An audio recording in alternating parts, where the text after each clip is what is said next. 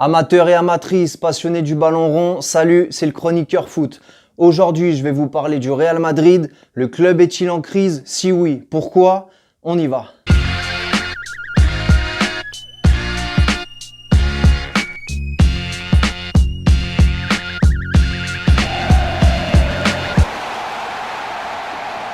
Alors pour mieux comprendre, on va déjà revenir sur ce qui s'est passé l'année dernière. Le Real avait déjà perdu le championnat dès le mois de janvier, accusant un retard de points avec le Barça trop important pour qu'il puisse être rattrapé. Alors après, c'est vrai que dans le football, il y a des miracles, mais sur ce coup-là, tu m'emmerdes. Ils finissent le championnat 3e avec 17 points de retard sur le Barça champion et 3 points de retard sur l'Atlético Madrid, le grand rival. Car contrairement à ce qu'on pense, le grand rival du Real Madrid, c'est pas le Barça, c'est l'Atlético Madrid. Si vous demandez aux supporters du Real l'équipe contre laquelle ils ne veulent pas perdre durant la saison, ils vous diront contre l'Atlético, et les supporters de l'Atlético, ils vous diront la même chose. À la différence des supporters du Barça qui eux ne veulent absolument pas perdre contre le Real Madrid. Mais il y a une dimension politique à tout ça, le Real Madrid étant le club du roi, ils ont l'impression en gagnant qu'ils ont marché sur la capitale. Ils se sont ensuite fait éliminer en quart de finale de la Coupe du Roi face à Leganés en perdant le match à l'extérieur et à domicile. C'est pas comme en France où la qualification ne se joue que sur un match. Leganés, petit club de la banlieue de Madrid qui a fini l'année dernière à la 17e place en championnat. Et Zidane, leur entraîneur, voulait déjà à cette période-là de la saison quitter le club. Et Florentino Pérez, le président, l'a finalement convaincu de rester. Et après, il y a le parcours en Ligue des Champions. Alors oui, ils ont gagné, ok, mais on va quand même décrypter tout ça ensemble.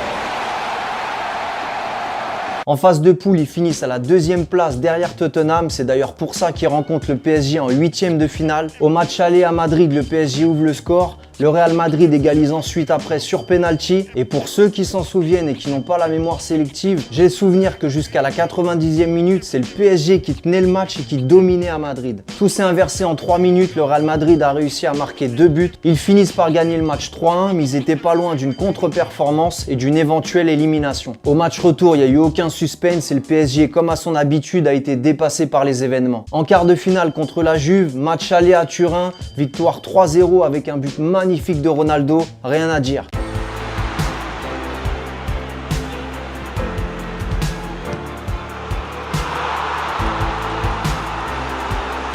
Au retour, par contre, à Madrid, ils sont menés 3-0 jusqu'à la 95e minute et un penalty de Ronaldo. Après, concernant le penalty, péno, pas péno, ça c'est à l'interprétation de chacun. C'est vrai que pour le coup, là, c'était pas évident de juger. Et en demi, contre le Bayern Munich, là, ça se corse encore un peu plus. Le Bayern, il leur donne 2 buts, un à l'aller, un au retour. Para que Tolisso, que error, viene Benzema. Uy, se la come Ulra y Benzema va a marcar gol. Oh my word. Very sloppy by Rafinha. And here's Lucas Vazquez, who's got Marco Asensio running up there with him. It's Asensio, and it's a second goal for Real Madrid. It's a dreadful... Il y a des décisions arbitrales très limites en faveur du Real. Et moi, je suis persuadé qu'en Ligue des Champions, s'ils avaient utilisé la VAR comme ils l'ont utilisé à la Coupe du Monde, le Real Madrid ne se serait jamais qualifié pour la finale. Juega la pelota James otra vez a la derecha, balón para Kimmich. Llega a tocar en Marcelo, reclama mano, el remate de Lewandowski. Directamente a saque de esquina, dice Unai Sakir, estamos fuera de tiempo. Espérate que va a haber al... para Kimmich. Kimmich arriba, balón para Lewandowski, la controla con el pecho, viene otra vez el polaco. Qué encontronazo con Ramos que se queja. Miren, le dice otra vez al de fondo que qué pasa, que si piensa pitar algo. Et pour le coup, ça fait 2 ans de suite que le Bayern se fait avoir à cause de l'arbitrage. Et pour finir en finale, la blessure de Salah, jamais évident pour une équipe de perdre son meilleur joueur.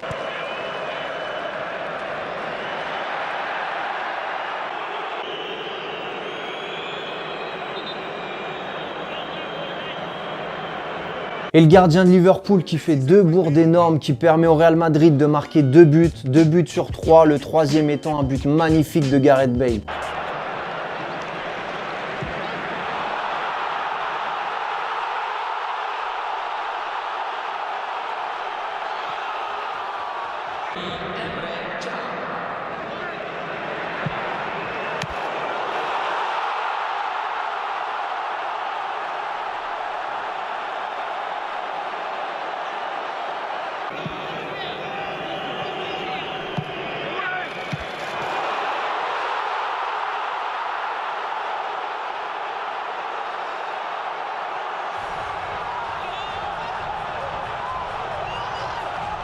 Alors oui, au final, ils ont gagné la Ligue des Champions, mais quand tu prends un petit peu de recul, que tu analyses tout ça, tu te rends compte que le facteur chance, il a été impressionnant. Et pour moi, cette victoire, c'est un peu l'arbre qui cache la forêt. Et ça, croyez-moi que les joueurs, ils sont loin d'être cons, ils en étaient tous conscients après la finale. Et Zidane, le premier, il sait ce que c'est que le haut niveau, il a analysé tout ça. Il voyait bien le lendemain, quand il en reparlait avec son staff technique, qui regardaient ensemble les vidéos. Tu vois, ils ont bien vu en prenant un minimum de recul que cette victoire, elle avait quand même un petit arrière-goût dégueulasse. Et c'est pour ça que Zidane, il a démissionné cet été. Il voyait bien que son équipe, elle était en fin de cycle et que le renouveau allait être très difficile. Donc à l'intersaison, plus d'entraîneur. Il décide de faire appel à Lopetegui, le sélectionneur espagnol, en toute discrétion, sans même avertir la fédération. Il se fait donc licencier. Et là, j'ouvre une parenthèse sur la sélection et son parcours en Coupe du Monde, loin d'être magnifique, et une élimination en quart de finale contre la Russie. Et pourquoi je parle de ça ? L'arrivée de Lopetegui au Real ne s'est pas réalisée de la meilleure des manières. Et dès le début, il a une pression énorme parce que les médias et les Espagnols l'accusent d'être le responsable de la contre-performance à la Coupe du Monde. Et là vient ensuite le parallèle entre les joueurs qui évoluent en sélection et au Real Madrid. Carvajal, Ramos, Nacho, Asensio, Isco et Lucas Vázquez. Et il faut comprendre que ces joueurs, après avoir tout gagné avec le Real Madrid, 3 Ligues des Champions de suite, la Super Coupe d'Europe, la Coupe du Monde des clubs, ils aimeraient aussi gagner un titre avec leur sélection nationale. C'est leur pays, ça n'a pas la même saveur gagner une Ligue des Champions et une Coupe du Monde, tu vois, vis-à-vis de ta famille, la fierté, c'est vraiment une sensation différente. Et c'est là que pour certains, la déception de la Coupe du Monde peut être amenée à porter préjudice à Lopetegui, surtout quand ces joueurs s'aperçoivent en plus qu'ils ne sont pas forcément titulaires avec le Real. Le crédit de Lopetegui, parce qu'il était leur sélectionneur, à ce moment-là, il reste plus grand chose. À ça, tu rajoutes son passé en tant que joueur.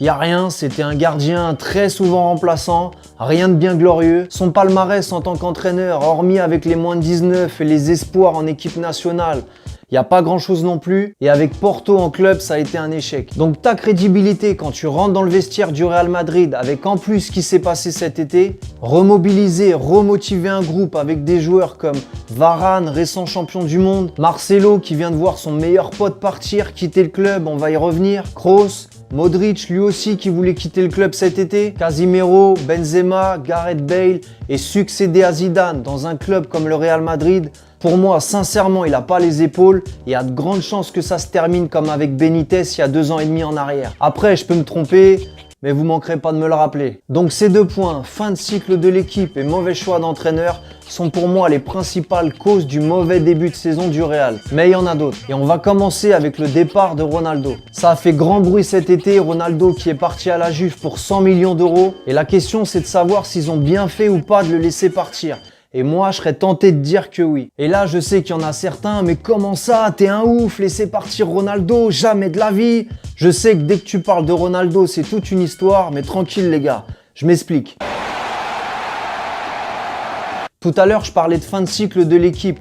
Donc quand on te propose 100 millions d'euros pour la star de ton équipe en fin de cycle et que ce joueur il a 34 ans, tu signes tout de suite, tu demandes où est-ce que tu dois livrer le colis, s'ils veulent un petit papier cadeau, direct. Faut pas oublier que t'achètes pas des nouveaux joueurs avec des cacahuètes. Et moi, j'oublie pas non plus, effectivement, il a été meilleur buteur de la Ligue des Champions en faisant le plein de buts face à Nicosie, en mettant 4 pénaux. Mais à partir des quarts de finale et du match retour contre la Juve, il a été inexistant. Pendant 4 matchs, rien du tout, il a été très moyen. Donc même quand on kiffe un joueur, et ça je le conçois à 200%, faut prendre quand même un minimum de recul et analyser les performances. Ses caprices pour une revalorisation, l'attitude qu'il a eue après le match en finale parce qu'il savait très bien qu'il était passé à travers. Il s'est souvent mis à dos le vestiaire et c'est Ramos qui à plusieurs reprises a dû monter au créneau pour apaiser la situation.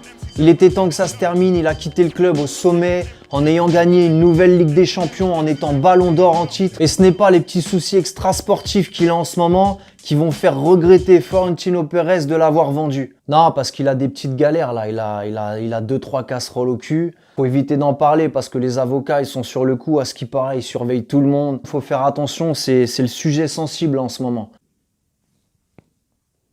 C'est quand il était à Las Vegas, où ça clignote, plein de lumière. Et à ce qui paraît, il était avec une meuf.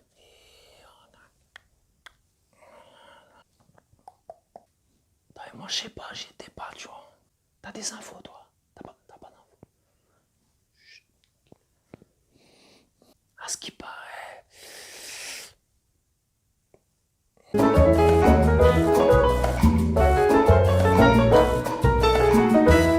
Bon bref, on va refermer la petite parenthèse juridique et on va se reconcentrer sur les soucis offensifs du Real. Eh, concentre-toi. Tu m'inquiètes, t'es chelou. Ah, parce que c'était des singes quand même. C'était des singes. Mammifères, mais singes. T'es chelou. Donc bon, c'est bien beau d'avoir vendu Ronaldo, mais encore faut-il le remplacer. Et tu remplaces pas un joueur de cette importance par Mariano Diaz.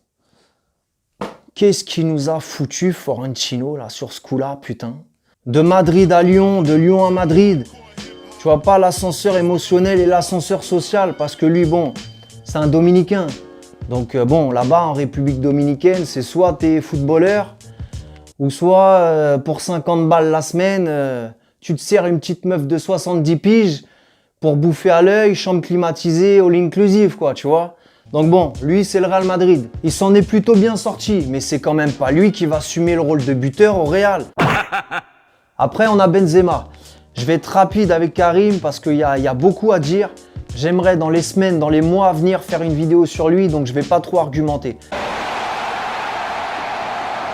Aujourd'hui, il est censé être le buteur du Real. Mais le problème, c'est qu'il a été faux numéro 9 au service de Ronaldo pendant 9 ans. Et son obsession pendant ces 9 années n'a pas été de marquer des buts, mais de faire marquer Ronaldo. Et de se sacrifier offensivement pour le bien de son équipe. Et il l'a plutôt bien fait. Donc pas évident après 9 ans de retrouver en 3 mois ses sensations, de refaire les appels nécessaires pour recevoir le ballon et redevenir un tueur des surfaces. Parce que ces milieux vont maintenant chercher à lui donner, là où avant ces appels servaient à libérer les espaces pour Ronaldo. La dernière fois qu'il a été le vrai numéro 9, le vrai buteur de son équipe, c'était en 2009 à Lyon, donc faut inclure tout ça et lui laisser du temps. Ensuite, on a Gareth Bale. Donc lui, c'est un peu plus complexe et pour comprendre, on va revenir à l'époque de Tottenham.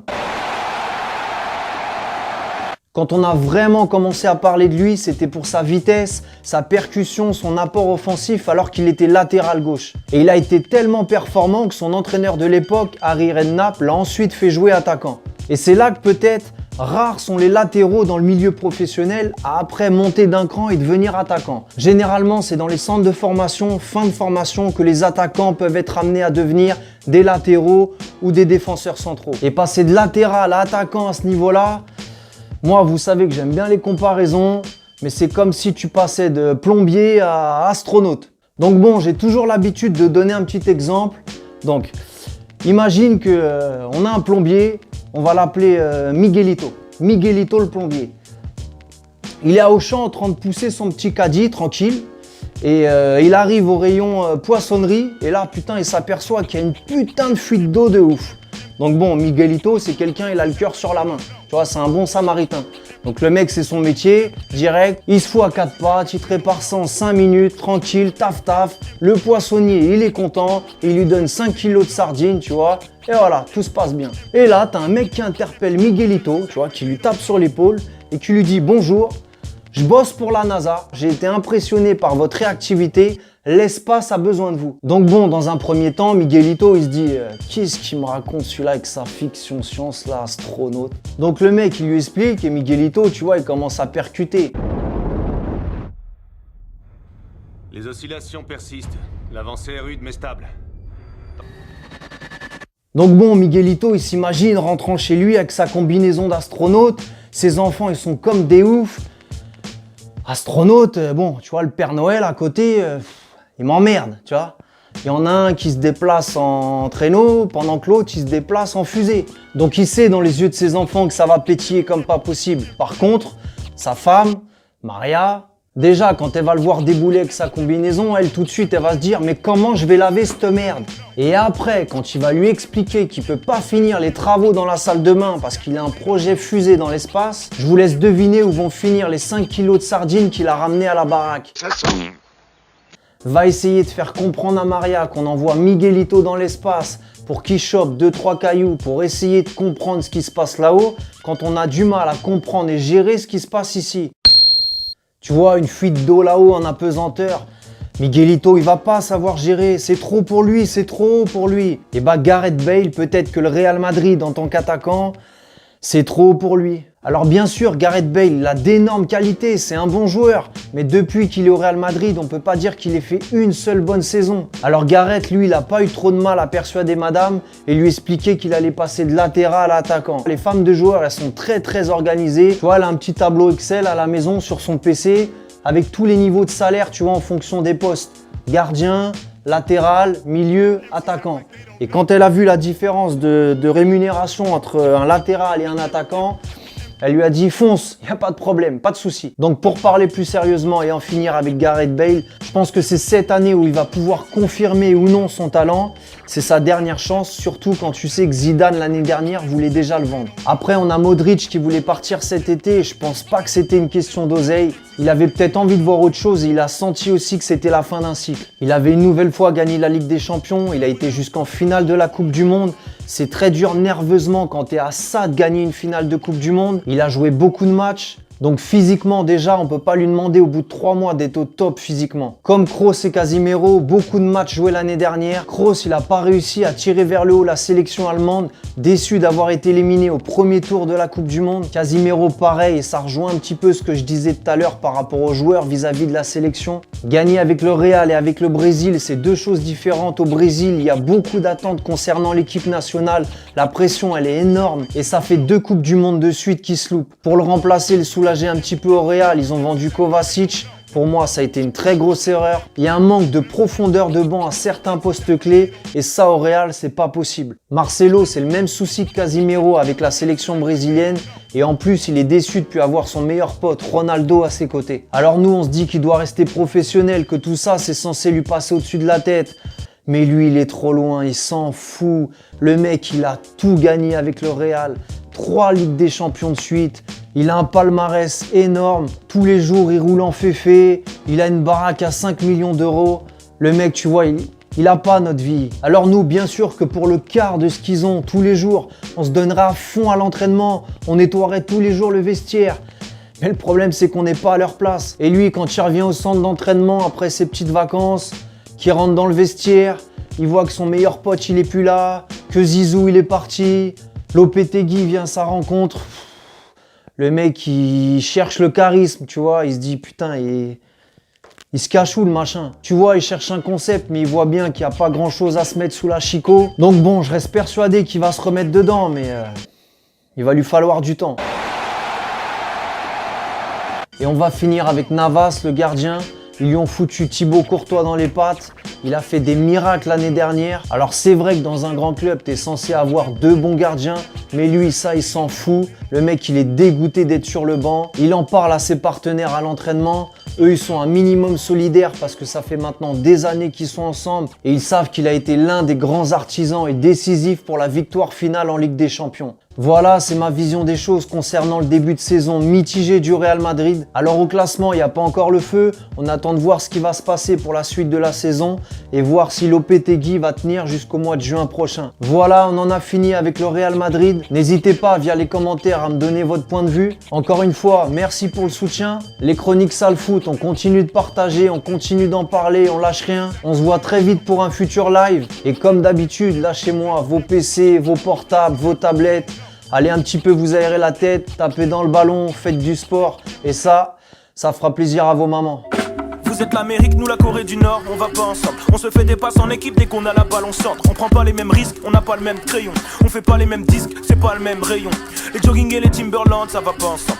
Nous donnez pas les micros, on les réduira en centre. Si elle n'est pas blanche, ta peau dérange. Je pense que France est tolérant, ça va pas ensemble. Le feu et le gaz.